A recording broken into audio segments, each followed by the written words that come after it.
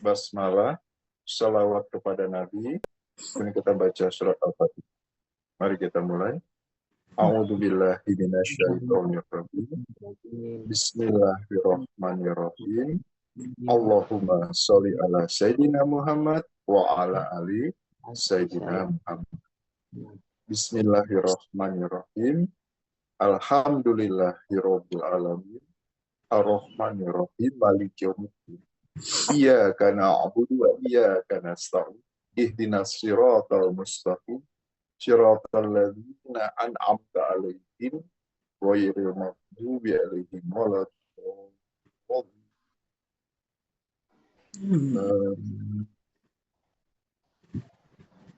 Asyhadu an la ilaha illallah wahdahu la syarikalah wa asyhadu anna Muhammadan rasulullah. Allahumma sholli ala Sayyidina Muhammad wa ala ali Sayyidina Muhammad.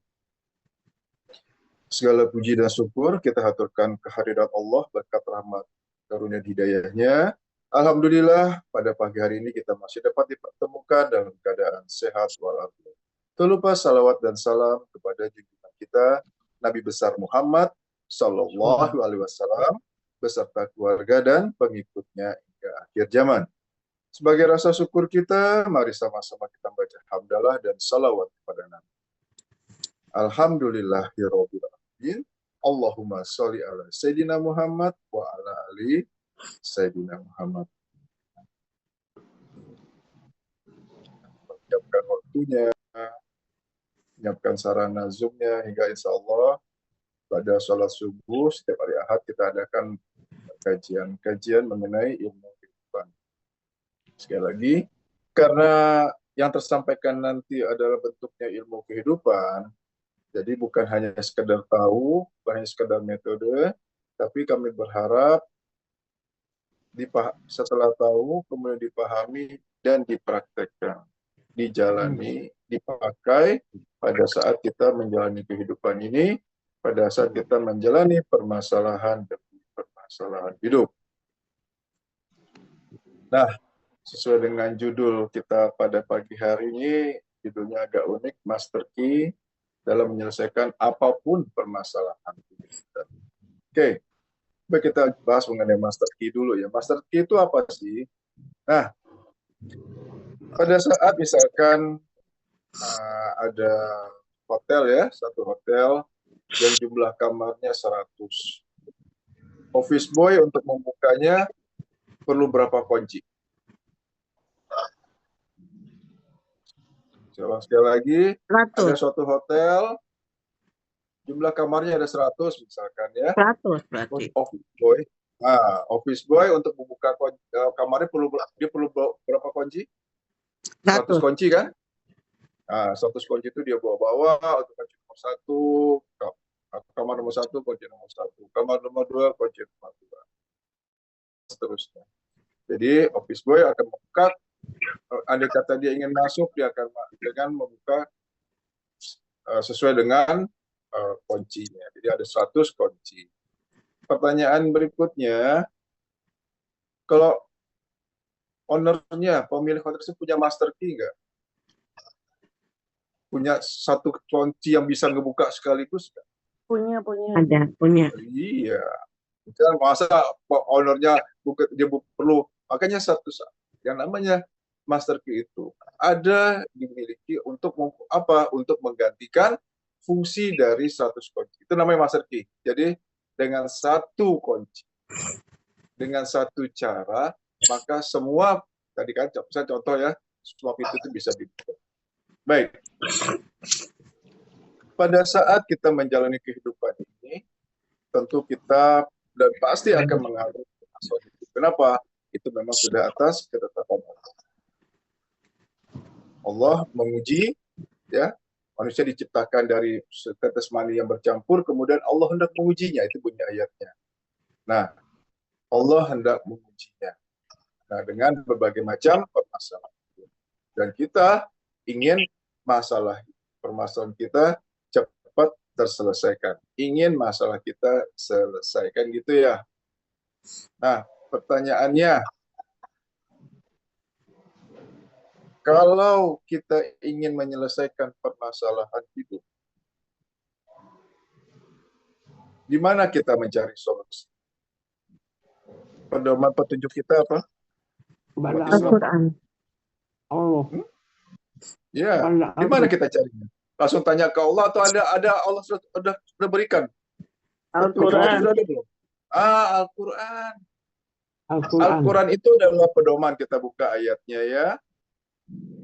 Surat 45, surat Al-Jaziyah, ayat 20. Surat 45, ayat 20. Allah Maha Pengasih, Maha Penyayang. Itu intinya. Allah tidak akan menzolimi sebesar seorang pun. Itu Allah sampaikan di surat 4 ayat 40. Kita hadir di dunia ini pun bukan atas keinginan kita, berarti atas keinginan Allah. Lantas Allah demikian saja membiarkan kita dalam menjalani kehidupan ini, dalam menjalani permasalahan-permasalahan. Tidak. Allah memberikan tuntunan. Tuntunannya berupa apa? Kita buka suratnya. Betul, Al-Quran surat 45 ayat 2.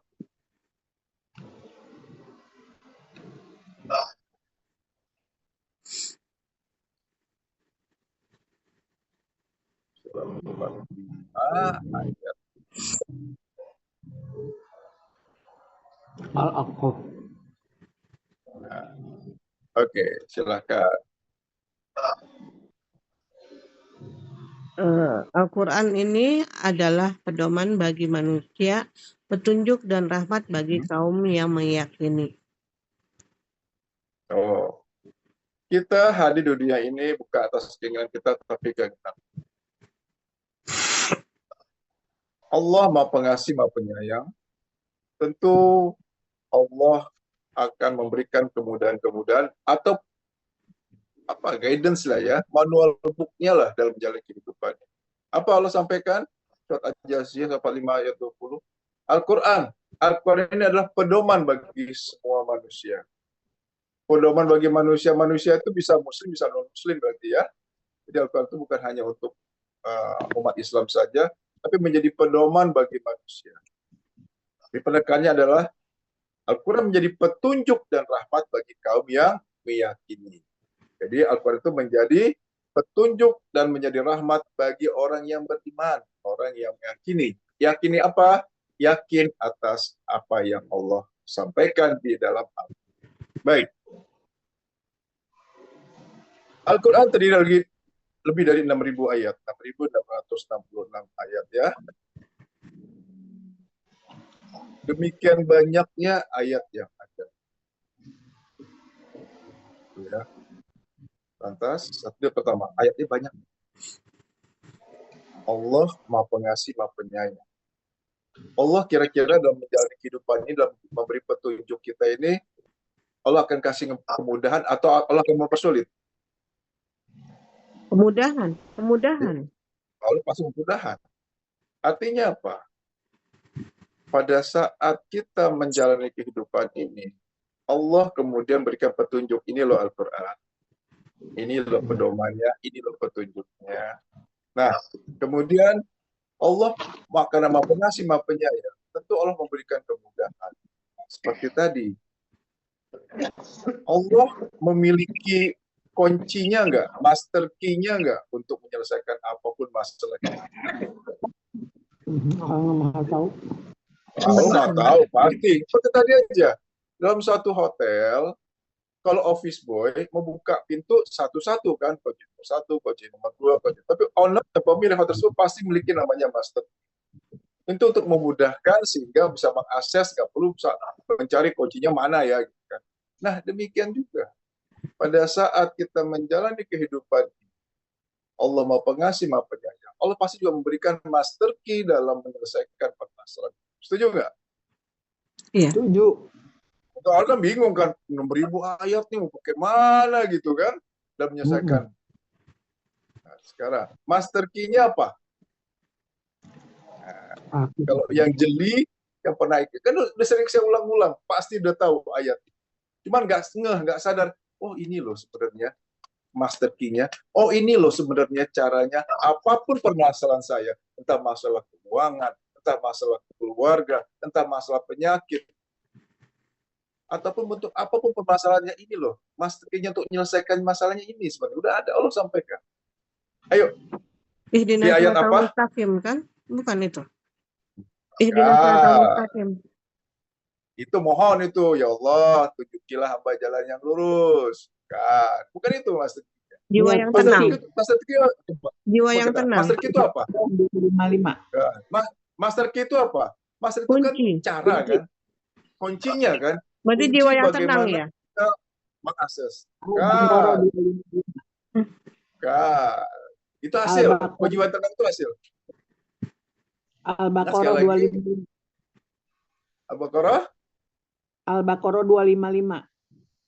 Ayat kursi. 255, bukan. Hampir.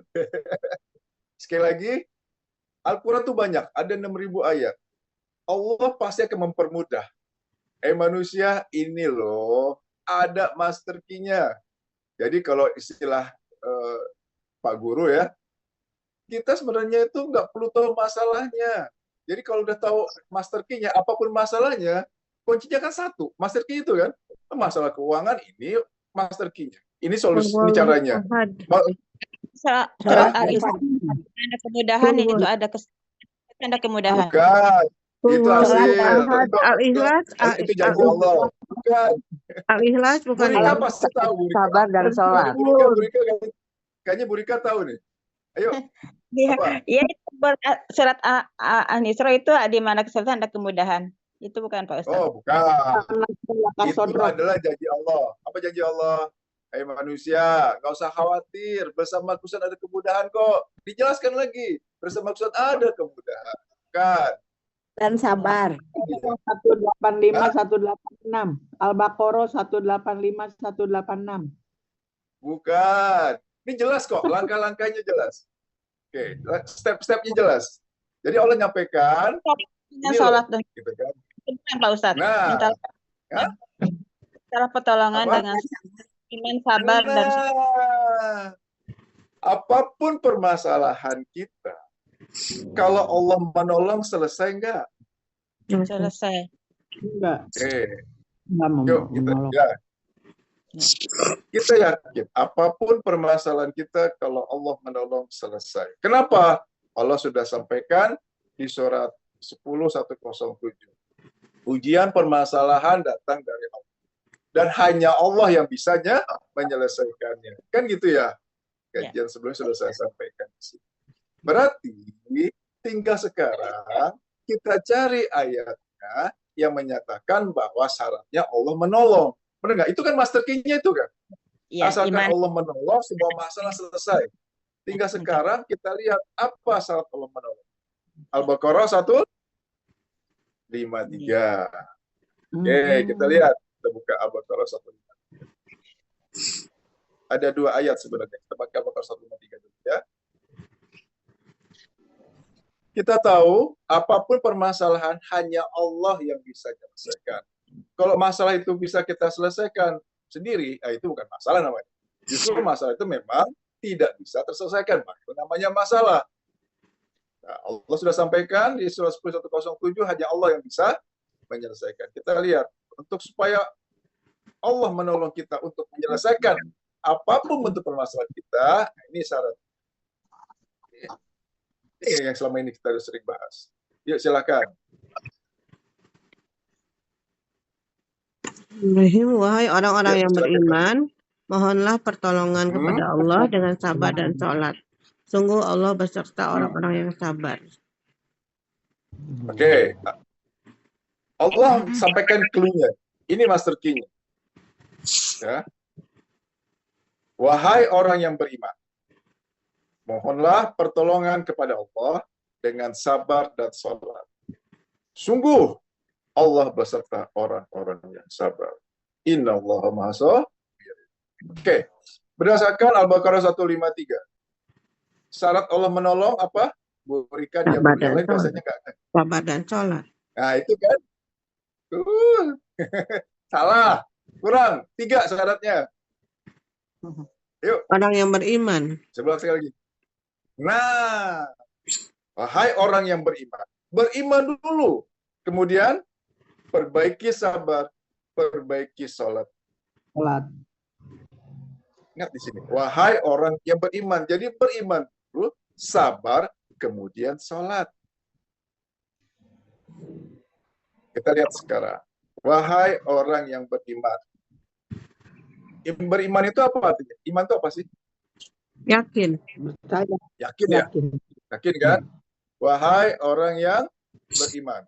Jadi mohonlah pertolongan kepada Allah dengan sabar dan sholat. Berarti master key-nya di sini adalah, kalau kita tahu, Iman dulu. master key-nya agar kita ditolong Allah adalah perbaiki iman, perbaiki sabar, perbaiki sholat. Sholat. Selama ini, pada saat kita terlibat, kita terjebak ke permasalahan, masalah sakit, keuangan, atau masalah dengan keluarga, itu biasanya imannya naik atau turun? Naik. Oh, benar? Naik.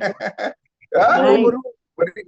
pakai orang galau itu, orang stres itu, imannya naik apa turun itu? Turun. Ayo.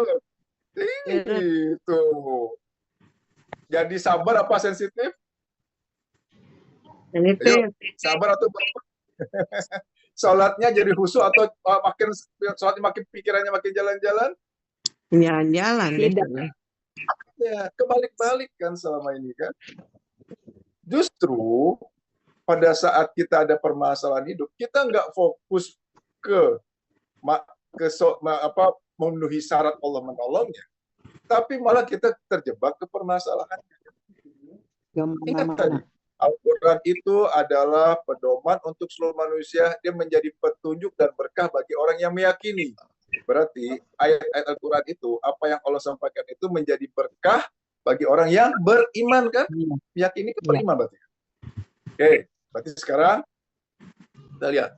Oh, berarti saat ini, yuk, pada saat kita menjalani kehidupan, mulai dari bangun tidur sampai tidur lagi, dan kita menjalani permasalahan hidup, tentu solusinya hanya satu. Kalau kita ingin ditolong Allah, ya, kalau kita ingin tolong Allah, itu pilihan soalnya.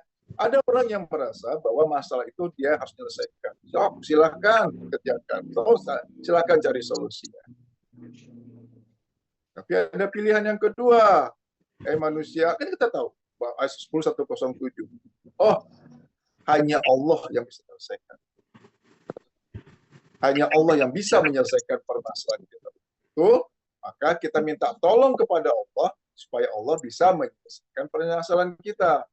Dalam Al-Quran 6.666 ayat, tidak ada satupun ayat yang menyuruh kita menyelesaikan permasalahan kita. Nggak ada. Perintah Allah apa? Tadi, manusia, mohonlah pertolongan kepada aku dengan sabar dan sholat. Berarti fokus memperbaiki iman, perbaiki sabarnya, tingkatkan kualitas sholatnya. Itu pertama. Sekali lagi, apapun permasalahannya, udahlah, nggak usah diubah-ubah permasalahannya. Anaknya yang nakal kah, atau sakit kita yang nggak sembuh. Fokus dulu. Pantaskan kita ditolong Allah, penuhi syarat kita agar ditolong Allah. Apa syaratnya? Tingkatkan iman, tingkatkan sabarnya, perbaiki kualitas sholat. 10 menit lagi habis nih. Oke, 10 menit lagi tutup katanya.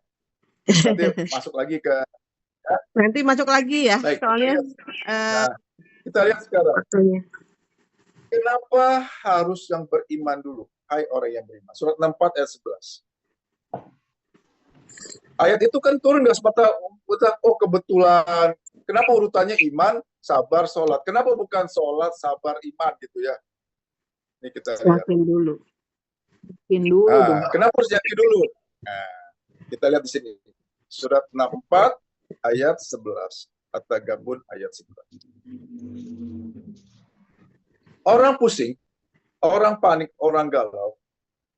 Karena dia tidak mendapat petunjuk. Nggak tahu harus ngapain lagi. Kan gitu ya. Mentoklah ujung-ujungnya gitu. Nah, kita lihat sekarang. Oh, surat 2 ayat 38 dulu. Surah Al-Baqarah ayat 38. Al-Baqarah ayat 38.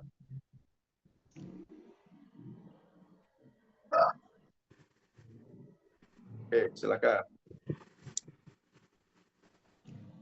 Kami beriman. Turunlah. Enggak. Kami beriman, Bismillahirrahmanirrahim. turunlah kamu semua dari Kami surga. berfirman. Kok beriman? Kami berfirman, Berfirman. turunlah kamu semua dari surga, kemudian jika benar-benar datang petunjukku kepadamu, maka barang siapa mengikuti petunjukku, tidak ada rasa takut pada mereka, dan mereka tidak bersedih hati. Oke. Manusia takut, manusia sedih, nggak tahu harus ngapain lagi. Kenapa penyebabnya? Karena nggak dapat petunjuk dari Allah. Kan gitu ya. Kenapa sudah seperti itu? Akalnya sudah mentok, uangnya sudah habis, semua relasi yang sudah dia pakai, tapi masalahnya nggak selesai. Ini tadi. Kenapa? Karena dia tidak dapat, udah nggak tahu lagi harus ngapain. Dan Allah belum memberikan petunjuk. Berarti sekarang kita balik ayatnya. Barang siapa yang mendapat petunjuk dari Allah, maka dia akan tidak ada takut dan tidak akan bersedih hati lagi. Kita buka ayatnya. Surat 64 ayat 11. Apa syaratnya supaya Allah memberi petunjuk? Petunjuk apa? Petunjuk untuk menyelesaikan permasalahan hidup. Apa syaratnya? Surat 64 ayat 11. At-Tagabun ayat 11. Silakan. Tidak ada suatu musibah yang menimpa seseorang kecuali dengan izin Allah. Dan barang siapa beriman kepada Allah, niscaya Allah akan memberi petunjuk kepada hatinya. Dan Allah Maha mengetahui segala sesuatu. Jadi syarat Allah beri petunjuk apa? Barang siapa beriman kepada Beriman dulu. Allah, maka niscaya itu apa? Maka kan gitu ya, Allah akan memberi petunjuk kepada hatinya. Petunjuk apa? Petunjuk bagaimana dia menyelesaikan permasalahan. Bagaimana dia menghadapinya. Bagaimana solusi. Oke? Jadi, langkah pertama, kenapa harus beriman?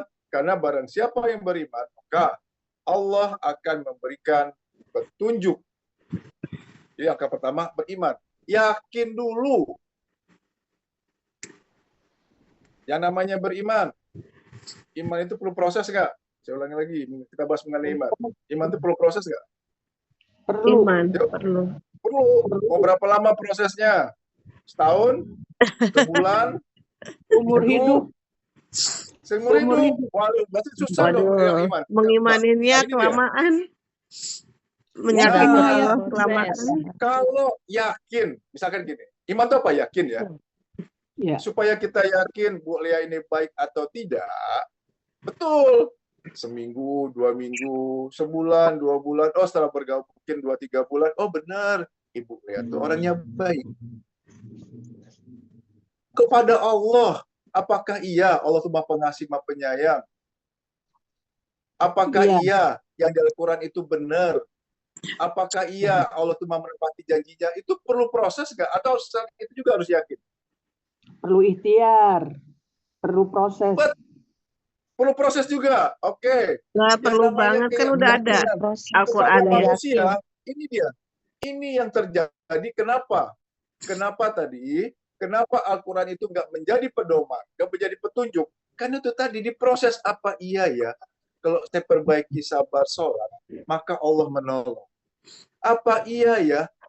Bersama kesulitan ada kemudahan. Apa iya ya? Ujian itu sesuai dengan kemampuan. Apa iya ya? Allah terus-menerus mengurus makhluknya. Kalau orang seperti itu beriman atau enggak? Enggak. Baru enggak. Bertanya. Baru ya itu. Kalau sedangkan manusia betul, harus dibuktikan dulu. Kepada Allah perlu diproses dulu. Ini dia. Ini yang membuat kenapa Al-Quran itu menjadi master key-nya kita. Kenapa awalnya kita memproses. Apa iya ya? Orang namanya orang beriman, orang yakin. Coba sebagai iman.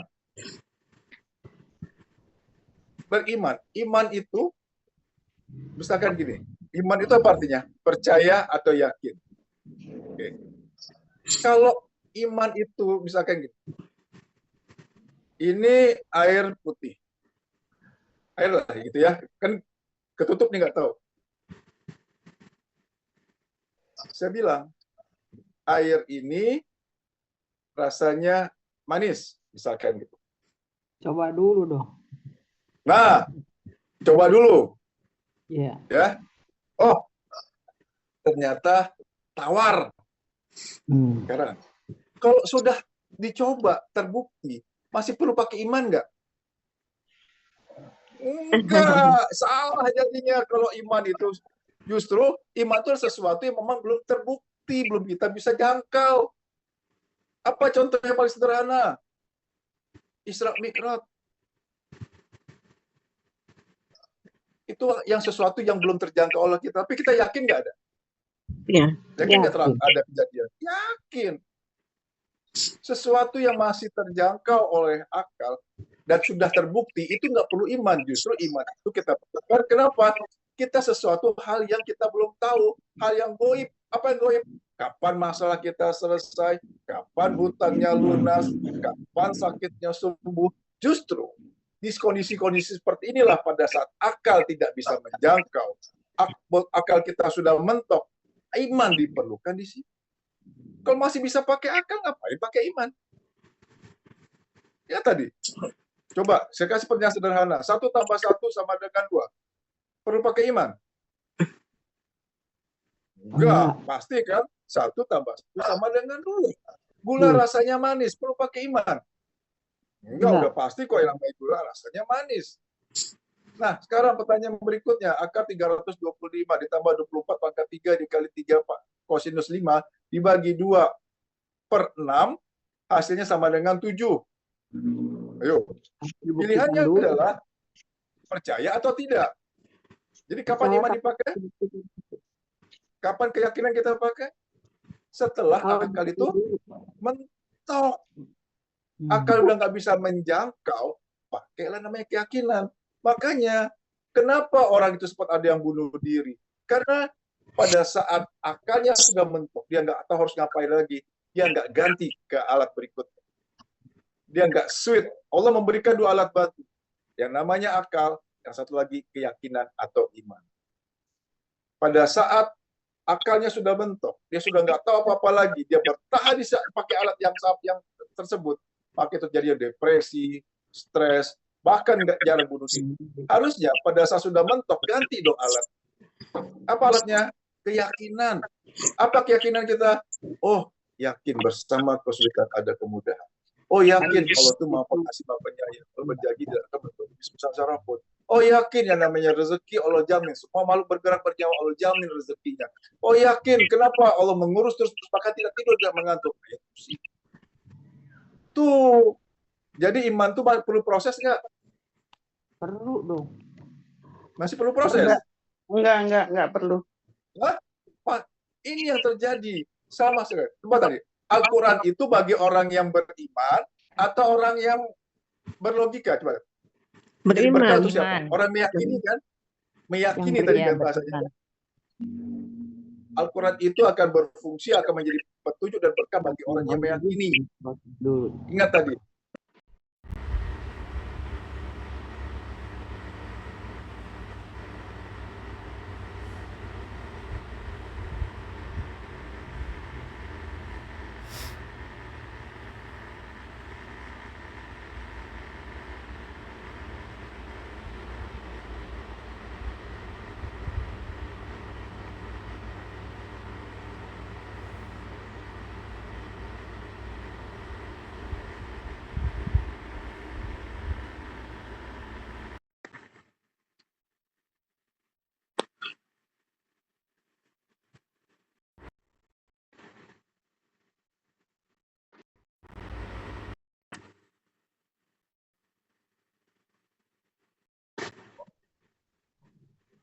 Hilang ya?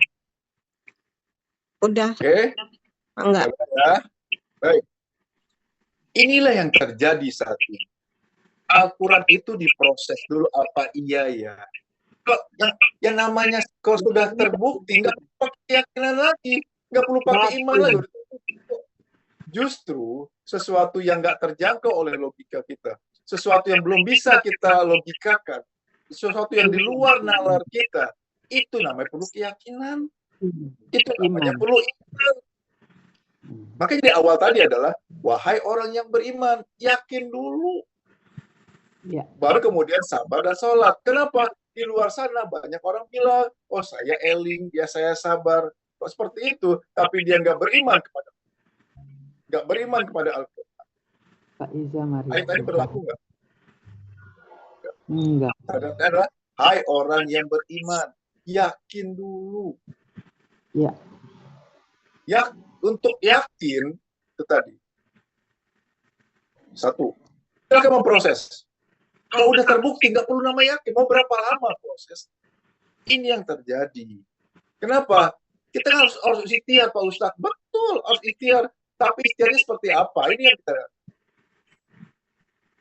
Orang cenderung ikhtiarnya adalah bagaimana supaya masalahnya selesai. Betul nggak?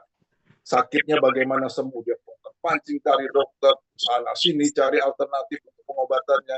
Yang bermasalah keuangan, dia sibuk sana sini bagaimana supaya utangnya lunas. Dia ikhtiarnya supaya masalahnya selesai, dia mencari solusi. Tapi dia lupa bahwa hanya Allah yang bisa menyelesaikan masalahnya. Berarti ikhtiarnya harusnya bagaimana mencari solusinya, atau ikhtiar dia adalah bagaimana supaya Allah menolong. Harusnya ikhtiarnya mana dulu? Bagaimana Allah menolong dulu? Allah menolong dulu. Makanya orang terjebak ke permasalahan itu. Dia terjebak bagaimana supaya masalahnya selesai. Tapi dia tidak fokus bagaimana supaya Allah menolong. Dia tidak pantaskan diri dia ditolong Allah. Itu dulu. Nah ini dia. Inilah namanya master key untuk menyelesaikan permasalahan itu adalah apa? Ayo, iman. Fokus kita supaya ditolong Allah. Ayo, pakai ayat Al-Quran. 6.666 ayat. Pakai ayat mana? Satu, pakai Al-Baqarah 153. Hai orang yang beriman, jadikanlah sabar dan sholat sebagai penolongmu. Atau Al-Baqarah 45, itu bisa juga. Jadikanlah sabar dan sholat sebagai penolong. Al-Baqarah 153, tambah awal. Hai orang yang beriman. Kenapa harus beriman? Yakin dulu. Sekarang, kalau saya ingin minta tolong ke Bunda, saya yakin dulu baru minta tolong, atau minta tolong dulu baru yakin? Yakin dulu. Yakin dulu dong. Saya butuh uang 10.000. Saya yakin kok 10.000 aja boleh punya lah. Kan gitu ya. Yakin dulu dong. Betul. Yakin dulu baru minta tolong. Coba selama ini kita berdoa, kita minta tolong sama Allah. Sudah yakinkah? Selama ibu bapak memproses, berarti itu belum yakin. Ya kan?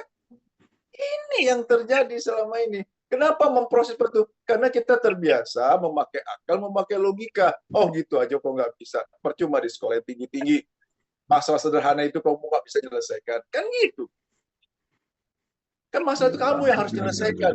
Nah, paradigma seperti itulah harus kita rubah dulu. Ingat sekali lagi. Inilah yang nama Al-Quran itu adalah pedoman untuk seluruh manusia, menjadi petunjuk dan berkah bagi orang yang meyakini. Berarti kalau kita ingin menjalani permasalahan hidup ini dengan ingin segera ditolong Allah. Kenapa? Karena kita tahu, saya sudah coba kok dengan kemampuan saya nggak bisa. Ternyata memang Allah sudah sampaikan di surah 107, hanya Allah kok yang bisa menyelesaikan. Itu, yuk fokus bagaimana memperbaiki iman. Jadi sebenarnya iman itu apa? Yakin. Yakin itu perlu proses? Tidak. Selama masih memproses berarti yakin atau tidak? Misalkan tadi, apa iya ya? Kan perlu dibuktikan dulu Pak Ustadz. Pada saat perlu dibuktikan dulu, dia kondisi dia sudah yakin atau belum yakin? Belum yakin. Nah, itu dia. Sekarang, bagaimana supaya mudah yakin? Bagaimana supaya kita mudah beriman? Kita sederhanakan, iman kita ganti dengan keyakinan. Bagaimana supaya kita mudah yakin? Yuk. Bagaimana? Lihat ciptaannya. Ada lagi? Lihat ciptaannya. Oke, itu lihat hasilnya. Oke, ada yang lebih tepat lagi? Nekat aja. Nekat aja, nggak perlu mikir. Satu, benar. Ada satu yang lain. Bagaimana? Berarti Supaya yakin? Allah. Udah tertulis kok di Al-Quran. Ngapain harus ragu lagi? Itu, udah tertera, sudah Allah cantumkan, Allah menjanjikan. Apa janji Allah? Bersama kesulitan ada kemudahan. Apa janji Allah? Ujian itu sesuai dengan kemampuan. Apa janji Allah? Hai orang yang beriman, jadikanlah sabar dan sholat sebagai penolong. Itu. Oke? Supaya mudah yakin. Satu, nggak usah banyak mikir. Yang namanya orang nekat, banyak mikir nggak? Entar dulu, Sa. Nggak banyak mikir bagaimana caranya. Itu udah di Al-Quran kok. Tenang aja. Allah menguji sesuai dengan kemampuan. Tenang aja, namanya rezeki Allah menjamin semua makhluk bergerak, bahkan makhluk yang tidak bergerak sekalipun, selama masih ada nyawanya, Allah jamin rezekinya. Yakin. Yakin dulu. Yakin. Ya. Iman. Jadi bagaimana supaya mudah yakin? Satu, Tak usah boleh ya? tak perlu mikir. Banyak nggak mikir banyak dulu. mikir. Nah, jadi yakin itu perlu diproses nggak? Iman itu perlu diproses nggak? Enggak. Apa jadi? Lama memproses nggak akan jalan itu kalau baik keberkahan Al-Quran. Berikutnya, bagaimana mudah yakin? Oh, itu sudah ada di Al-Quran. Allah sudah janjikan, Allah sudah cantumkan, Allah sudah sampaikan, Allah sudah garanti di situ. Oke? Itu mengenai iman. Hai orang yang beriman, jadikanlah sabar dan sholat sebagai penolongmu. Oke, mengenai iman ada yang bertanya? Jadi kunci satu persatu kita kupas ya. Master key-nya untuk menyelesaikan permasalahan hidup, master key-nya adalah bagaimana supaya Allah menolong. Apa master key-nya? Apa caranya? Harus dijelaskan di Al-Baqarah 153. Hai orang yang beriman, jadikanlah sabar dan sholat sebagai penolong. Iman sudah kita kupas. Berikutnya, ada yang bertanya mengenai iman? Sebelum saya masuk mengenai sabar. Boleh bertanya? Silakan. Boleh, mangga. Tapi jangan lama-lama ya, Bu ya. Iya. Nanti minggu depan kita lanjut ya. Nanti ada hak waktu khusus untuk pertanyaan. Mangga. Iya. Ya, mengenai kan kita minta petunjuk ya. Minta petunjuk, terus kita tuh sebelumnya kan berikhtiar tuh Pak Ustadz. Nah, bagaimana caranya kita itu dapat petunjuk sehingga nggak muter-muter gitu loh. Jadi pas gitu loh antara ikhtiar sama petunjuk. Udah yakin. Betul. Oke, bagus Jalanin pertanyaannya. aja. Jalanin aja. Oke, secara umum ya. Secara umum, orang itu berikhtiarnya dengan mengandalkan akal, logika ilmunya, atau dia berdasarkan petunjuk dulu. Pakai logika. Oke, bagus.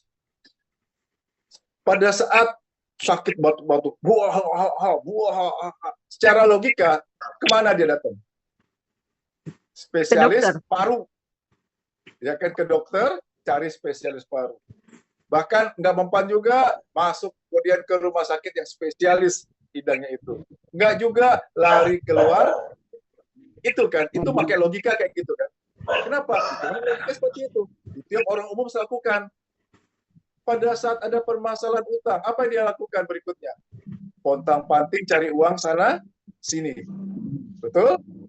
Pada saat anaknya nakal, apa yang dilakukan? Dia bawa ke parenting, dia nasihati, misalkan kayak gitu kan. Itu ikhtiarnya, itu secara umum.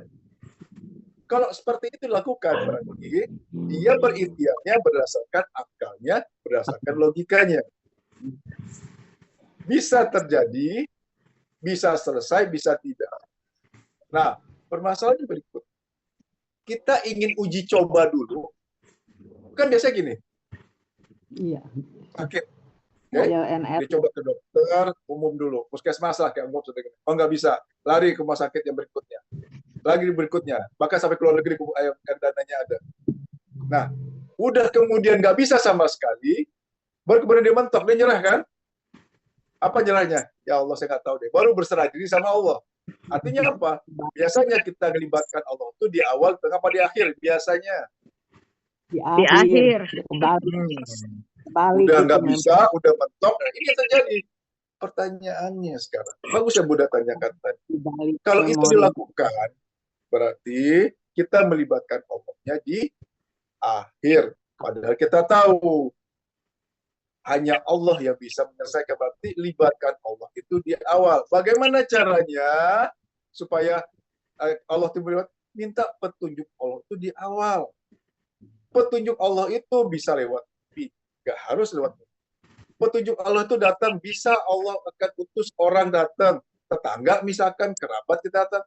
Oh mbak lagi sakit ya, coba ini saya kemarin sakitnya mirip loh, batuknya kayak begini, minum ini saya sembuh. Itu betul petunjuk.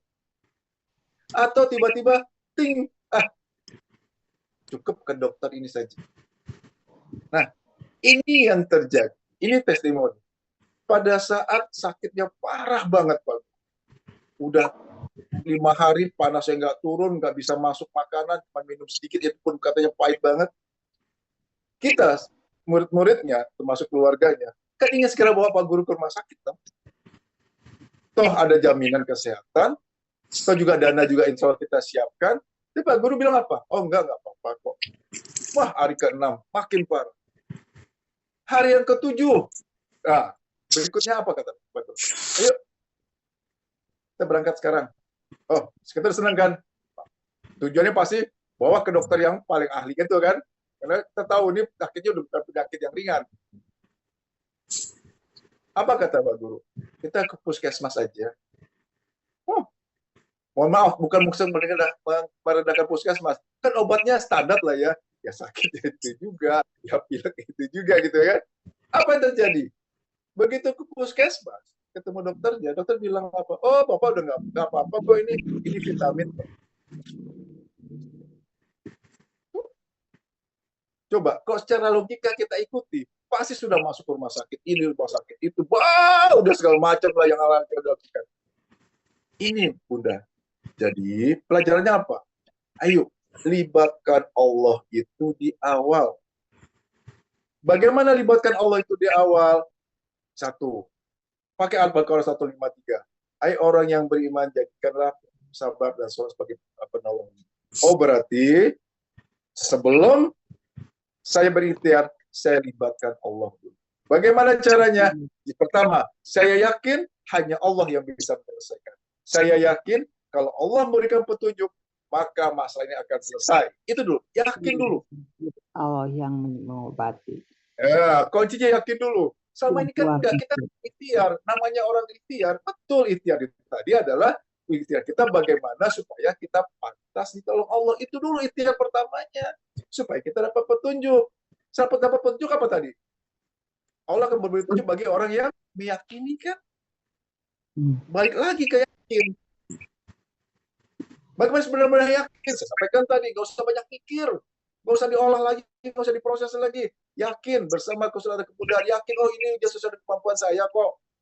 Yakin itu tadi, yakin akan apa yang Allah janjikan.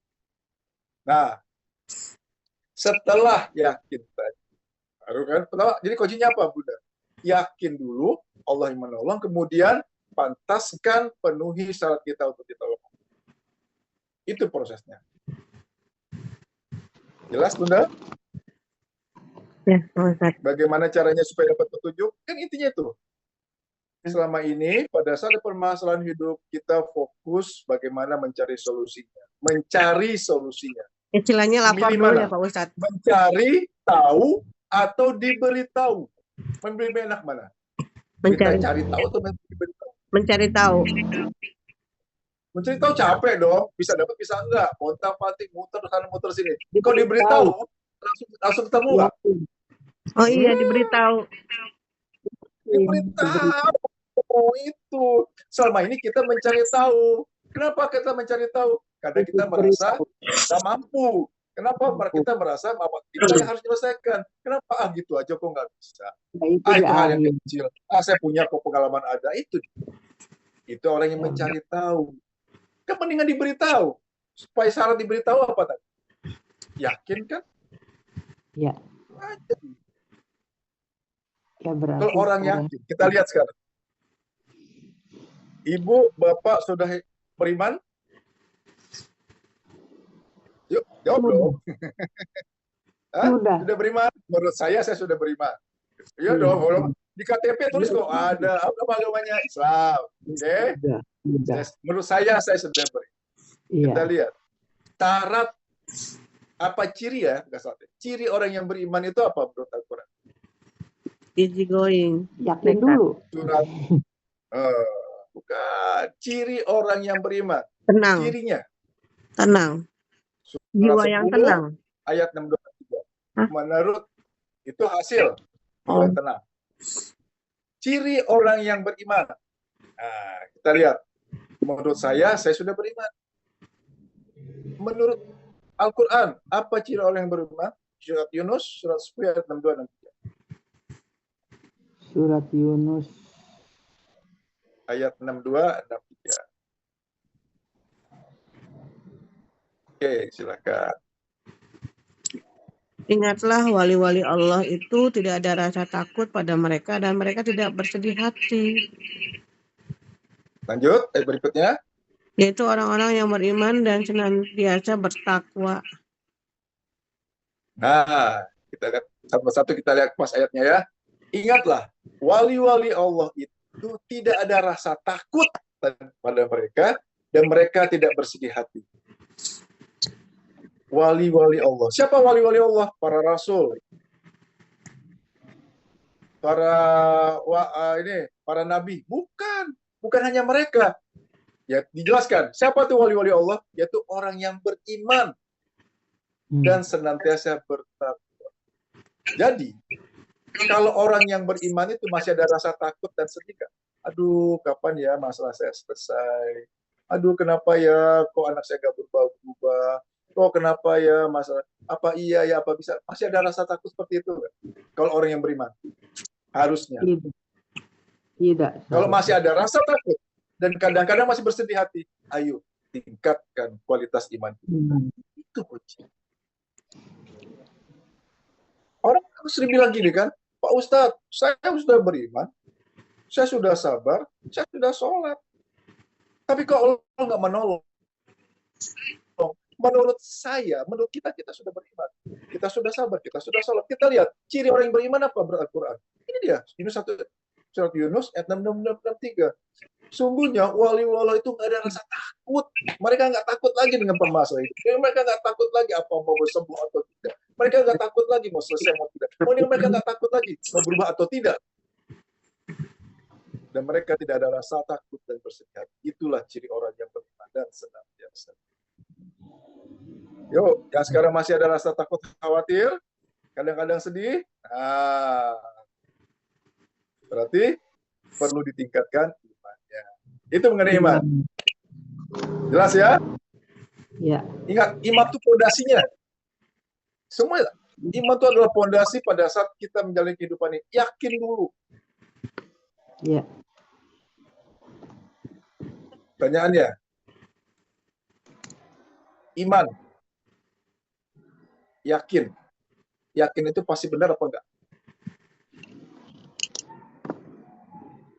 Ayo. Apa, Pak Iman itu kan yakin ya. Yakin itu pasti benar atau enggak? Yakin itu pasti benar atau tidak? Benar. Coba orang ateis apa keyakinannya? Oh, Dia yakin Tuhan itu nggak ada. Berarti keyakinan itu pasti benar nggak? Belum tentu. Iya benar. Keyakinan mana yang benar? Keyakinan yang berdasarkan Al-Quran. Itu. Itu iman. Hati-hati dengan yang itu benar loh. Oh, saya yakin kok. Kalau saya berobat ke dokter A, dia kan spesialis jantung nih. Dia masih bisa sembuh. Itu. Berarti keyakinan itu belum tentu benar. Keyakinan benar adalah keyakinan ada datang dari Al-Quran. Keyakinan benar itu yang Allah sudah sampaikan. Gitu. Jadi keyakinan itu belum tentu benar loh. Ya kan? Coba. Keyakinan Nasrani. Ya kan? Ada Tuhan Bapa, ada Tuhan Anak. Kan gitu. Ada 3 dia kan? Trinitas. Itu keyakinan. Berarti keyakinan pasti benar nggak? Tidak. Belum tentu. Ya.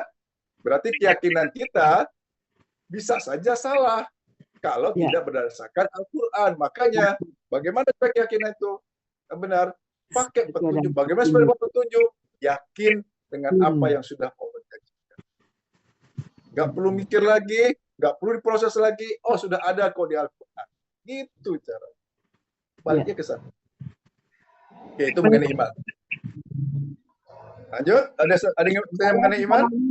Pak Ustadz, Lanjut aja. Mangga bisa nanya nggak sebentar? Ya, silakan Bu. Ya, itu kan di surat Yunus itu orang yang beriman takwa. Nah, jadi yang takwa itu yang bagaimana?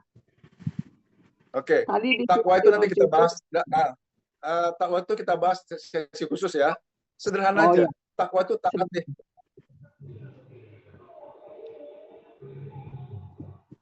Sekarang gini. Coba ya kita baca sedikit ya, nggak apa-apa ya. Nanti mengenai sabar kita ulas semaksimal mungkin kalau mungkin lanjut ke depan.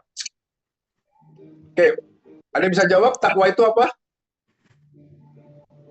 Takwa, yakin, percaya, apa ya, takwa itu Kalau secara umum orang jawab begini kan, melaksanakan segala perintah Allah, berserah menjauhi diri, segala larangan Allah, kan gitu ya. Dari kita kecil kan itu aja. menjauhkan Benar nggak? larangannya. Nah, itu dari kita kecil, kita mulai belajar agama sampai belajar diri sampai sekarang, masa tahunya itu? Hanya seperti itu. Ayo tingkatkan. Apa itu takwa? Ada dijelaskan. Buka lagi Al-Quran. Surat apa, ayat berapa? Penjelasan mengenai takwa.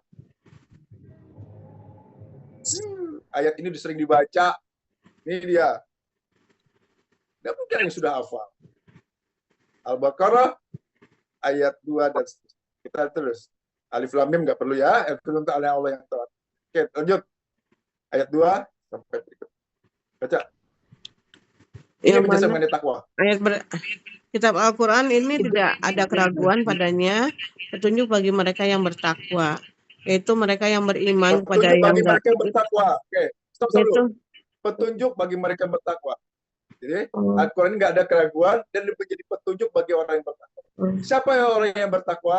Satu, yaitu yang percaya pada gaib, melaksanakan sholat, dan menginfakkan sebagian rezeki yang kami berikan kepada mereka.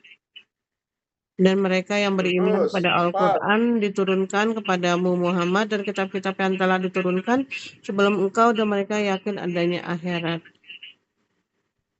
Nah, ini penjelasan mengenai takwa. Bukan hanya sekedar melaksanakan segala perintah Allah, menjauhi segala larangan, ya itu anak-anak itu ya. Dijelaskan di sini. Ya. Nih, lihat ayat 2-nya dulu. Al-Quran tidak ada keraguan padanya. Petunjuk bagi mereka yang bertakwa. Siapa orang yang bertakwa? Dijelaskan Allah ayat berikutnya. Yaitu, satu, orang yang beriman kepada yang gaib. Itu. Nih, kita masuk ke poin ini. Beriman kepada yang gaib. Gaib itu apa? Yang tidak tampak. Jin, setan. Nah, yang tidak terlihat, yang kita belum tahu kan? Itu gaib kan, sesuatu yang kita belum tahu kan? Termasuk apa? Mengenai rezeki. Gaib nggak? Rezeki itu. Gaib, kalau kita belum tahu kapan dapatnya. Kemudian, umur, gaib nggak? Kapan kita meninggal? Gaib. Masalah, kapan selesai? Itu gaib nggak? Jadi gaib itu bukan hanya jin kan? Sesuatu yang kita belum tahu itu namanya gaib. Dan namanya gaib belum tahu itu berarti apa? Beriman. Makanya syarat pertama adalah beriman kepada yang gaib. Untuk supaya mudah beriman, tadi sudah dijelaskan, nggak banyak pikir, supaya beriman, udah ada di Quran. Yakin saja sudah, jadi iman itu berproses. Enggak. Supaya kita masuk yang pertama dulu. Siapa orang yang takwa itu satu? Orang yang percaya dengan Tuhan. Percaya itu harus 100% atau boleh tidak 100%? 100%. Harus 100% dong. Harus 100%. Itu dia. Kedua, melaksanakan sholat. Itu ciri orang yang takwa. Ketiga, dia infakkan sebagian rezekinya. Yang kelima, dia beriman kepada Al-Quran, percaya pada Al-Quran dan kitab-kitab yang sebelum. Kemudian mereka yakin adanya hari akhir. Nah, apa berikutnya? Yang ayat 5-nya. Mereka lah yang mendapat petunjuk dari Tuhannya dan mereka itulah orang-orang yang beruntung. Biasa nggak? Cukup kaji ini aja. Kita kupas ini aja sudah. Mereka lah mendapat petunjuk. Petunjuk itu yang namanya mendapat petunjuk, kita dikasih tahu sama Allah. Itu hidup jadi enak gak? Enak. Siapa yang mendapat petunjuk? Maka tadi, siapa yang mendapat petunjuk, maka tidak ada rasa takut dan mereka tidak bersedih hati. Kalau tadi ya, ayat 38. Ini. Jelas? Pertanyaan mengenai takwa terjawab Al-Baqarah ayat 2 sampai ayat 5. Iya. Oke? Ustaz. Ya. 634. Oke, baik. Ingin bertanya mengenai iman? Kalau enggak, saya masuk mengenai sabar. Langsung sabar Kita aja dalam Pak lagi Iman, mengenai sabar. Pak Ustadz. Langsung masuk ke materi lagi. Karena waktu, saya Ya, juga saya mau tanya kerja. hari Senin aja. Pertanyaannya nanti hari Senin aja kenapa, ya, Bu? insya Allah. Lanjut Hari aja. Senin. Ya, Ya, nanti ya, ya, waktunya baik. panjang lagi. Soalnya Baik. pembahasannya lama. Ya, Mangga. Nah, kita kupas satu-satu ya. Hai orang yang beriman, jadikanlah sabar dan sabar sebagai penolong. Itulah kuncinya, itulah master key-nya pada saat kita menghadapi permasalahan. Iman sudah kita bahas, sekarang kita masuk dengan sabar. Ada apa sih dengan sabar? Kenapa kok itu menjadi syarat supaya Allah menolong? Nah, kan gitu. Kenapa kok nggak sholat dulu? Kenapa kok harus sabar dulu? Kita lihat sekarang. Karena salah yang ditanya pertama. Sudah termasuk orang yang sabar? Ibu-ibu sudah masuk. Kita lihat tadi kan, saya sudah beriman. Oke, mengaku silakan sudah beriman. Kita buktikan ternyata di Al-Quran sampaikan orang beriman itu tidak akan mengeluh lagi kan? Nah, dia akan tidak bersedih hati. Sekarang pertanyaan berikutnya. Saya tanya lagi, sudah sabarkah selama ini? Belum. Insya Sudah Allah. bersabar. Insya Allah. Kita lihat ciri orang yang sabar. Saya sampaikan Al-Baqarah 153. Menurut saya sudah bersabar. Oh iya. Menurut saya kurang sabar apa saya? Nah, oke, kita lihat. Oh, Ustadz, kalau nggak sabar saya udah bunuh diri sekarang gitu. Ciri orang yang sabar. Al-Baqarah 153. Innallaha maha sabiri. Apa artinya itu? Allah bersama orang yang sabar. Nah, Allah sungguh itu apa? Sebenar-benarnya. Allah tegaskan tadi, sungguh Allah beserta orang-orang yang sabar. Yang sabar. Allah beserta orang yang sabar. Berarti kalau Allah beserta orang yang sabar, Allah beserta kita. Allah itu akan tinggal diam atau Allah akan memberikan atau akan menyelesaikan permasalahan kita. Yang namanya beserta itu membantu kita nggak menyelesaikan masalah kita. Membantu kita menyelesaikan masalah. Berarti kalau sekarang masalah nggak kunjung selesai, itu berarti sabarnya sudah benar atau masih perlu diperbaiki? Mesti perlu diperbaiki. Jadi bukan fokus bagaimana supaya sakitnya sembuh, utangnya lunas, tapi fokuslah bagaimana supaya sabar kita benar di mata Allah, gitu loh. Kalau ukur jelas, kalau masalahnya belum selesai, hidup masih galau, masih panik, masih pusing dan lain-lainnya, itu berarti sabarnya harus diperbaiki. Tuh. Masih ingat bagaimana supaya mudah bersabar? Nah, tadi kan udah kan, supaya mudah beriman bagaimana? Yakin Al-Quran. Sekarang bagaimana supaya mudah sabar? 10 menit lagi, off lagi. Bagaimana supaya mudah sabar? Ayo, satu. Bukan. Gua mau metode baru, yang lama aja udah lupa lagi. Bagaimana supaya mudah sabar? Dimaki-maki orang, bilangnya alhamdulillah. Jangan melihat kejadiannya. Nah. Jangan melihat kejadiannya. Oke. Kalau ingin mudah menerima, kan sabar itu adalah kita harus mampu menerima kejadian yang tidak enak dengan ikhlas, kan gitu ya. Itu definisi sabar kan. Mampu menerima kejadian yang tidak enak. Kejadian enak mah gampang menerimanya. Justru kejadian yang tidak enak. Itu definisi sabar. Mampu menerima kejadian yang tidak enak. Lantas, bagaimana supaya kita mudah menerima? Yang saya sampaikan tadi. Jangan lihat orangnya. Jangan lihat kejadiannya yang bikin kita gitu kan. Gak enak. Tapi lihatlah izin Allahnya. Kenapa lihat izin Allahnya? Karena izin lebih dahulu ketimbang kejadian. Coba, izin dulu atau kejadian dulu? Yuk. Izin dulu. Kejadian dulu. Izin dulu. Allah mengizinkan maka terjadi. Allah tidak mengizinkan maka tidak terjadi. Berarti harus lihat izin Allahnya dulu. Nah, pada saat kita melihat izin Allah, lagi Allah Maha Pengasih, Maha Penyayang. Pada saat Allah mengizinkan kejadian itu terjadi, maksud Allah itu baik atau buruk? Baik. Pasti baik, maka sangat baik ya. Makanya Sempurna atau ngawur? pantas Sempurna. sempurna. Makanya pantasan insya Allah dulu ya Pak Ustadz ya. Makanya mengatakan insya Allah dulu. Makanya mengatakan insya Allah dulu. Tapi insya Allah itu benar-benar insya Allah. Ya kalau Allah izinkan gitu. Itu dia. Secara logika, Bu Lea, ada yang tipu, dikhianati orang, kesel nggak? Kesel. Kesel. Bisa nerima nggak? Nggak nerima secara logika. Betul kan? Orang saya udah bener kok ngajarin, kurang apa sih saya, kan gitu.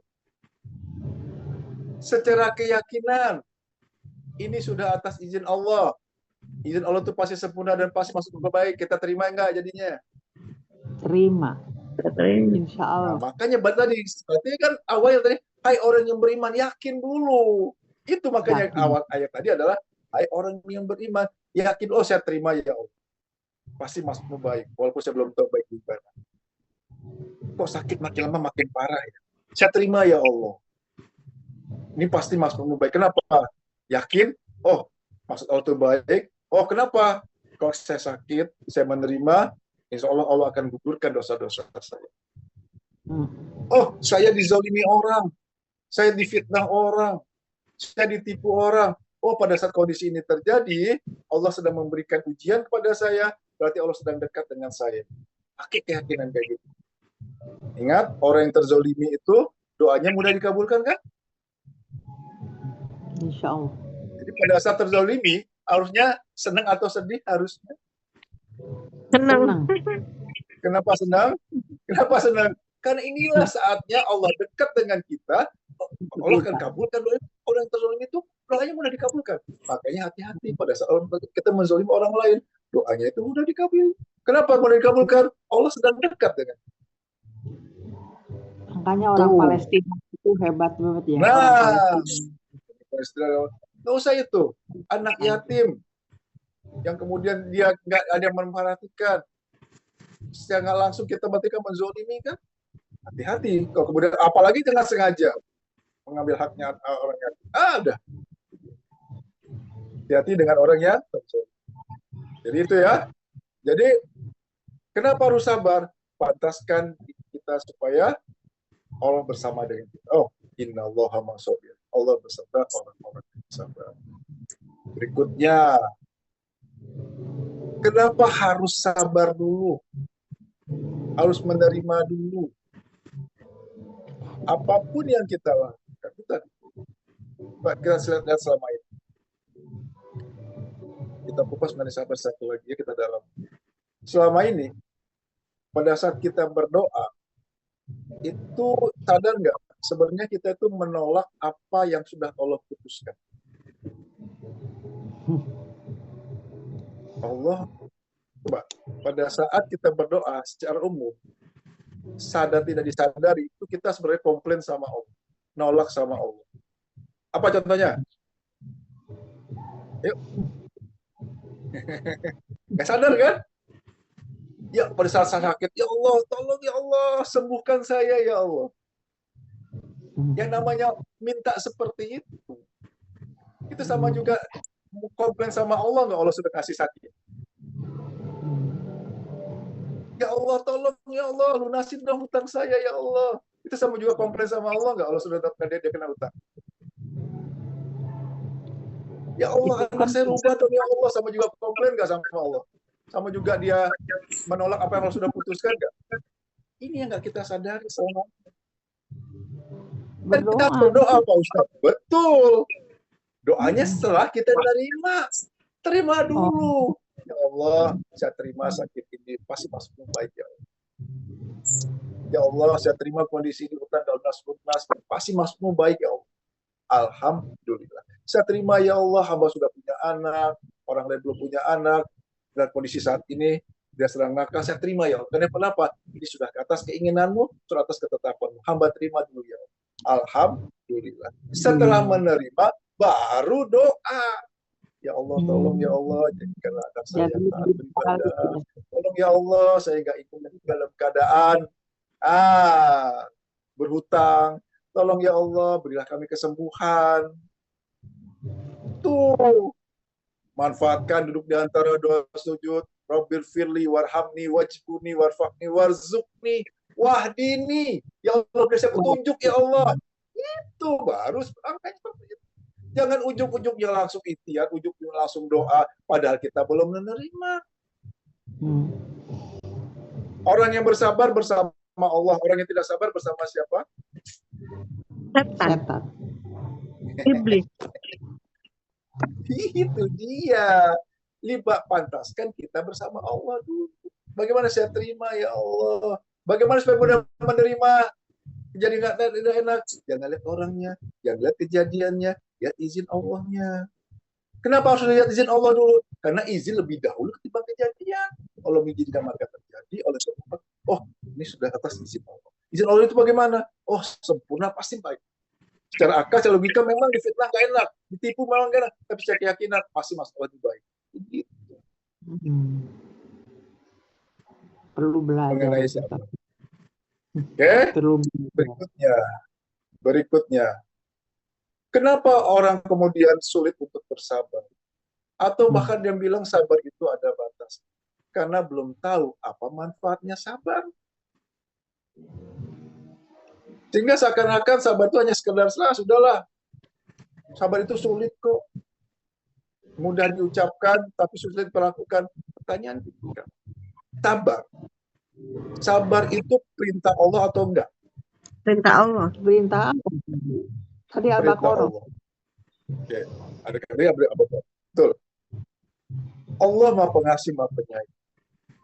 Dan kemudian yang kedua, Allah tidak akan menzolimi sebesar apapun. Artinya, pada saat Allah menetapkan suatu keputusan, suatu kejadian kepada kita, suatu perintah kepada kita, harusnya itu mudah atau sulit? Harusnya. Mudah. Itu saja tadi. Berarti kan selama ini kita bertolak belakang dengan logika kita. Sabar itu sulit. Sukar logika kita. Tapi Allah sampaikan tadi, sabar itu adalah perintah. Allah kan nggak mungkin menzolimi, nggak mungkin bikin sulit kita. Berarti kalau yang bilang selama ini sulit, sukar, nggak gampang lakukan. Kenapa? Karena belum tahu caranya. Sama seperti sholat khusyuk juga. Kenapa dibilang sulit, sukar, susah? Karena belum tahu caranya. Padahal yang namanya sabar, sholat khusyuk itu adalah perintah Allah. Pada saat Allah memerintahkan, itu pasti mudah dan pasti bisa kita lakukan. Kenapa selama ini bilang sulit? Karena belum tahu caranya. Bagaimana caranya? Nah, ini yang kita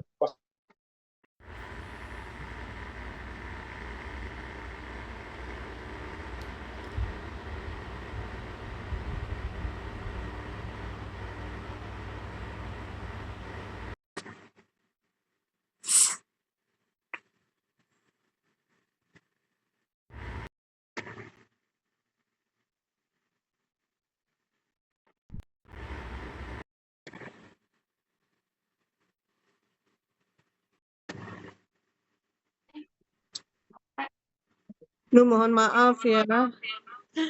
Allahu Akbar. Sekali lagi. Boleh ini area coklat ya. Terus. terus. Baik, Sudah. kita lanjut. Jadi kenapa orang bersabar itu ada batasnya? Karena belum tahu apa manfaatnya. Oke, manfaat sabar yang pertama adalah innallaha ma'as-sabirin. Allah beserta orang-orang yang sabar. Manfaat sabar yang kedua apa? Boleh ya? Bu Rika? Tahu. Orang yang sabar dekat dengan Allah. Apa tuh lupa saya? Ada lagi? Kan kita semua ingin masuk surga kan? Iya. Menghapus dosa. Setelah masuk surga harus banyak mana pahala sama dosa? Harus lebih banyak pahala ketimbang dosanya kan gitu. Pahala Kegiatan tanpa apa? batas. Ibadah apa Pahala yang- tanpa batas. Ah, Aduh, ampun dah. ampun dah, memang ampun dah. Lupa. Jadi orang Bukan. karena belum spontanitas. Jadi sabar itu seakan-akan hal yang biasa-biasa saja. Hal-hal yang luar biasa. Kenapa hal yang luar biasa? Surah 39 ayat 10. Kita lihat sih. Surah 39 ayat 10. Manfaat sabar yang kedua apa? Ini dia. Pahala tanpa batas. Allah bersama orang yang sabar. Oh, oke. Baca ayatnya. Katakanlah Muhammad, wahai hamba-hambaku yang beriman, bertakwalah kepada Tuhanmu. Bagi orang-orang yang berbuat baik di dunia, ini akan menjadi kebaikan, dan bumi Allah itu luas. Hanya orang-orang yang bersabarlah yang disempurnakan pahalanya tanpa batas.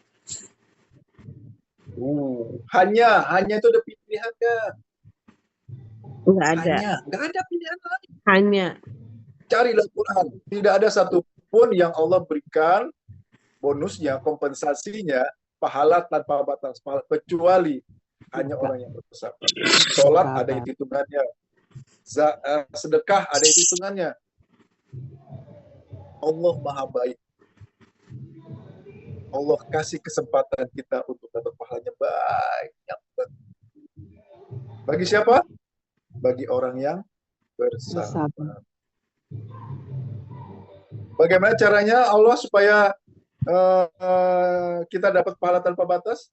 Dengan cara diberi apa? Ayo. Masalah. Nah, justru masalah itu adalah Allah berikan sebagai sarana kita untuk dapat pahala tanpa batas. Allah tahu kita ingin masuk surga. Allah tahu juga pahala kita masih sedikit, masih kurang. Makanya Allah kasih namanya permasalahan hidup. Entah masalah keuangan, masalah keluarga, atau masalah kesehatan. Justru masalah itu Allah berikan sebagai sarana kita untuk bersabar, sarana kita untuk dapat pahala tanpa batas. Untuk itu, awali semuanya dengan sikap, saya terima ya Allah, pasti masmu baik. Alhamdulillah. Gitu. Ya Allah. Jadi sekarang itu menghadapi cobaan. Sabar sudah saya bahas. Ada yang ingin bertanya mengenai sabar? Lanjut aja dulu Pak Ustadz. Lanjut aja dulu. Nanti ditulis aja ya. Ya, Pak. Kita kupas selintas. Kemudian syarat yang ketiga apa? Setelah beriman, sabar, berikutnya? Sholat.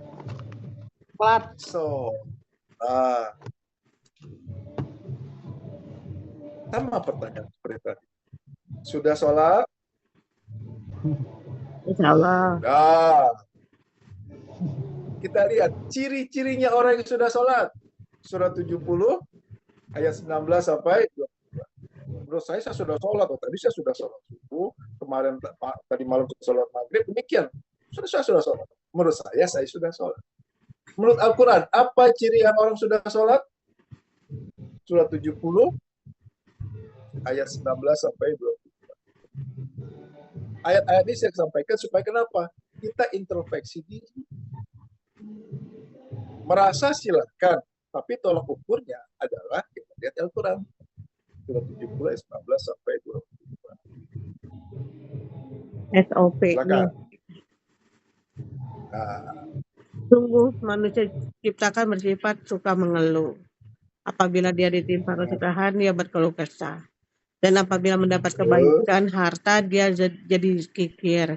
Kecuali orang-orang yang melaksanakan sholat. Allahu Akbar. Bu Lea masih suka ngeluh?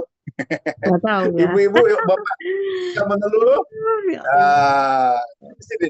Benar kata Allah. Apa sungguh? Betul. Manusia diciptakan bersifat suka mengeluh.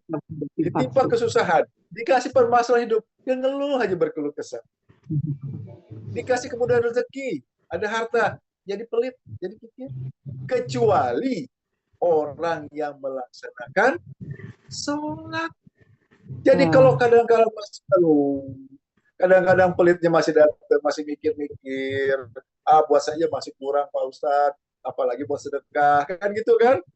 Nah, kalau seperti itu, sudah pantaskah kita bilang saya sudah sholat? Ganti ya. Ingat, yang pertama kali dihisap itu sholat. Sholat cirinya adalah apa? Dia nggak akan mengeluh, walaupun ditimpa kesusahan, dan dia nggak akan jadi pelit pada saat diberikan. Iya. Nah, ini ciri orang yang sholat. Oke? Bagaimana sholat kita akan detailkan di kajian yang akan datang. Oke, itu dulu. Karena udah jam 7 ya. Ada yang ingin bertanya? Selintas sampai, ya masih ada waktu 5 menit lah. Ditampung aja dulu Bertanya, Pak Ustadz silakan. pertanyaannya. Ditulis ya teman-teman ya. Tampung aja. Tampung dulu. Ya udah. Karena nanti aplikasi Dikumpulin waktu dulu karena nggak akan pertanyaannya. cepat. Benar. Kenapa? Karena itu tadi yang kita bahas sekarang adalah kan master king. Caranya, kunci utama satu kunci kan fokus aja. Sekali lagi, jangan terjebak ke permasalahannya. Jangan fokus bagaimana supaya masalah kita selesai, tapi fokuslah supaya master key-nya ini kita lakukan. Fokuslah supaya kita penuhi syarat Allah menolong. Kenapa harus kita penuhi syarat menolong? Karena hanya Allah yang bisa menyelesaikan permasalahan saya. Apa buktinya? Saya sudah ke sana pontang-panting, memang nggak selesai. Yang namanya masalah itu memang nggak akan kita selesaikan.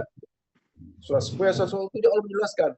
Bencana, musibah, ataupun masalah hidup datang dari Allah, dan hanya Allah yang bisa menyelesaikan. Karena hanya Allah yang bisa menyelesaikan. Berarti ayo, kita fokuslah bagaimana supaya Allah menolong. Pantaskan kita diri kita ditolong Allah, penuhi syarat Allah menolong. Hai orang yang beriman, jadikanlah sabar dan sholat sebagai penolongmu. Tingkatkan keyakinan kita, perbaiki sabar kita, perbaiki kualitas sholat kita. Tuh? Karena sudah jam 7 ya, jam 7:45. Ya. Mari kita tutup dengan diwakili oleh Bu Lea dulu. Sekiranya tadi yang saya sampaikan ada yang perasaan, saya dimaafkan Ibu. Insya Allah Pak Ustadz, saya juga mohon maaf ini. Apa namanya, Zoom-nya kurang memuaskan hari ini. Lupa. Gak apa-apa. Oh, ada Bu Rina tadi. Bu Rina tanya, bagaimana supaya sholatnya ditolong Allah? Sholat Jadi kajian khusyuk. berikutnya, kita akan bahas, insya Allah di Ahad yang depan ya, fokus mengenai, kita padahal mengenai sholat. Kenapa kok sholat berikutnya? Nah, tapi sebagai pengantar, ya, satu, kita tentu nggak ingin masuk ke kelompok orang yang mendustakan sholat. Al-Ma'un ayat 4 dan 5. Maka celakalah orang yang sholat. Ayat ini menjelaskan dia sholat tapi celaka. Orang nggak sholat celaka wajar, tapi ayat justru menjelaskan celakalah orang yang sholat. Itu siapa? Orang yang lalai di dalam sholatnya. Ayat berikutnya menjelaskan, orang yang lalai dalam sholatnya, walaupun dia sholat, maka dia akan masuk orang yang celaka. Kenapa celaka? Sholatnya tidak bisa sebagai penolongnya di dunia maupun di akhirat. Siapa orang yang lalai? Lalai menurut tafsir Ibnu Katsir itu ada 3. 1, dia sholat tetapi menunda-nunda sholat. Ayo, mulai saat ini gak ada lagi istilah tanggung, sebentar lagi, waktunya masih panjang. Jangan sampai kita masuk kategori orang yang lalai. Siapa orang yang lalai? Dia sholat tapi lalai, maka akan celaka. Lalai yang pertama, dia sholat tetapi menunda-nunda sholat. Yang kedua, menurut tafsir Ibnu Katsir, lalai yang kedua adalah dia sholat tapi pikirannya jalan-jalan, alias tidak fokus, atau dengan kata lain tidak khusyuk. Bagaimana caranya? minggu depan kita akan detailkan bagaimana supaya sholat bisa fokus, sholat pikiran tidak jalan-jalan. Ada 5 langkah. Kita akan ulang lagi bagi yang baru yang belum tahu. Yang belum tahu akan kita kupas, kita detailkan lagi bagaimana sholat menuju khusyuk. Lalu yang ketiga, dia sholat tetapi tidak sesuai dengan syarat rukunnya sholat. Walaupun dia sholat tapi tidak sesuai dengan rukun sholat, maka sholatnya tidak akan sebagai penolong, bahkan membuat dia celaka. Kenapa? Karena dia tidak melakukan sesuai dengan rukun sholat. Rukun sholat menyampaikan ada yang namanya tumanina. Apa itu tumanina? Tenang, berhenti sejenak. Apakah sholat kita masih terburu-buru atau kita sudah tumanina? Tenang. Ingat, sholat terdiri gerakan dan ucapan. Berarti sholat itu ada tumaninah gerakan, ada tumaninah ucapan. Berhenti sejenak di antara dua gerakan, berhenti sejenak di antara dua ucapan atau dua ayat. Cek sholat kita, apakah sudah tumaninah atau belum? Contoh sederhana, pada saat kita ruku, apakah kita sudah bacanya Subhana Rabbiyal Azim? Subhana Rabbiyal Azim. Atau masih Subhana Rabbiyal Azim? Subhana Rabbiyal Azim. Kalau cepat-cepat tadi itu tumaninah atau tidak tumaninah? Tidak tumaninah. Ada berhentinya enggak? Hati-hati. Celakalah orang yang sholat, yaitu orang yang sholat tapi tidak tumaninah. Ingat, rukun itu adalah sesuatu yang harus dilakukan. Kalau tidak dilakukan, maka tidak sah sholat. Maka celakalah orang yang sholat, yaitu orang yang dalam sholatnya tidak tumaninah. Sholatnya cepat-cepat, tergesa-gesa. Oke? Itu pengantar mengenai sholat. Baik, mari kita tutup kajian ini dengan kita bacakan Fadilah Al-Fatihah, di mana Fadilah Al-Fatihah ini kita akan sampaikan kepada yang satu persatu kita akan sebutkan. Mari kita awali dengan istighfar 3 kali ya. Kita mohon ampun kepada Allah. Astagfirullahaladzim, astagfirullahaladzim, astagfirullahaladzim. Auzubillahi minasyaitonirrajim. Bismillahirrahmanirrahim. Allahumma sholli ala sayyidina Muhammad wa ala alihi sayyidina. Ya Allah, yang Maha Pengasih lagi Maha Penyayang, kami mengucapkan surat Al-Fatihah. Mohon ya Allah, fadilahnya disampaikan kepada junjungan hamba Nabi besar Muhammad Sallallahu Alaihi Wasallam beserta Al-Fatihah.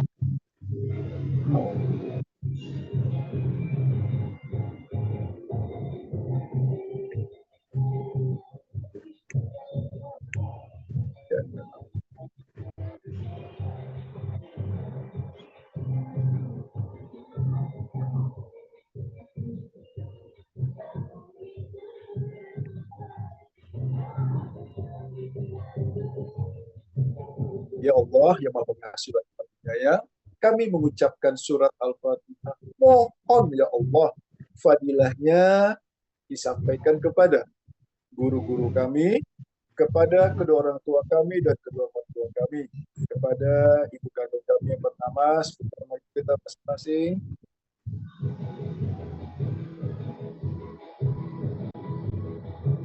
kepada ayah kami yang bernama sebutkan namanya,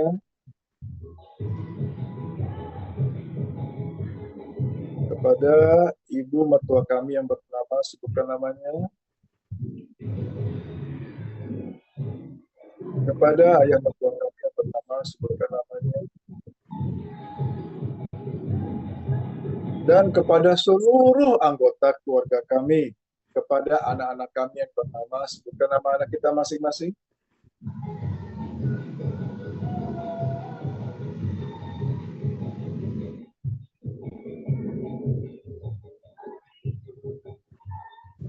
Istri atau suami kami yang bernama sebutkan namanya,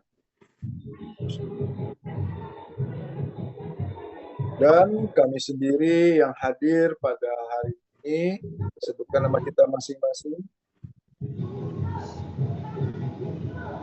Dan juga mohon ya Allah, fadilah dari Al-Fatihah yang kami sampaikan ini, mohon juga ya Allah, kau sampaikan kepada saudara-saudara kami yang berada di belahan dunia yang lain, yang saat ini sedang tertindas, sedang teraniaya, wabil khusus yang berada di Palestina, Gaza, dan sekitar. Al-Fatihah.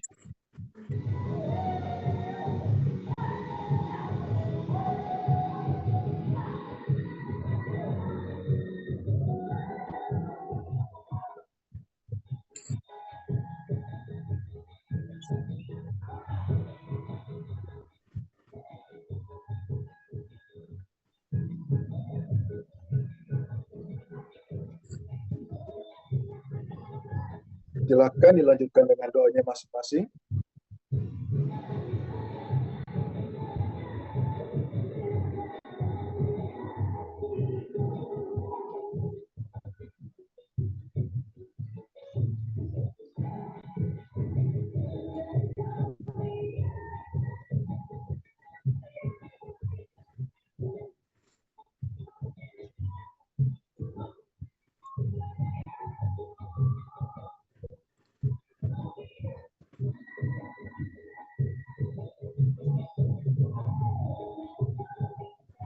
Amin, amin ya robbal alamin. Mari kita tutup dengan baca hamdalah. Alhamdulillahirabbil alamin. Doa kafaratul majlis. Subhanallah. Asyhadu an la ilaha illa anta astaghfiruka wa atubu ilaik. Assalamualaikum warahmatullahi wabarakatuh. Waalaikumsalam warahmatullahi wabarakatuh. Terima kasih buat Pak Ustadz dan ibu-ibu. Ya, nuhun Pak Ustadz, ibu-ibu. Ini mudah-mudahan materi saya coba upload di YouTube ya. Mudah-mudahan bisa. Nanti saya coba saya ulik dulu. Karena memang materi ini harus terus kita pakai untuk belajar ya. Insya Allah kita ketemu minggu depan dan insya Allah juga program dimulai insya Allah Senin depan. Silakan sekarang aplikasikan. Kalau ada pertanyaan silakan nanti kita dijawab nanti dengan program yang baru. Sekali lagi makasih. Mohon maaf atas kurang nyaman. Saya pamit undur diri. Assalamualaikum warahmatullahi wabarakatuh. Ya, saya pamit ya. Waalaikumsalam. Ya, nuhun. Saya tutup program ya.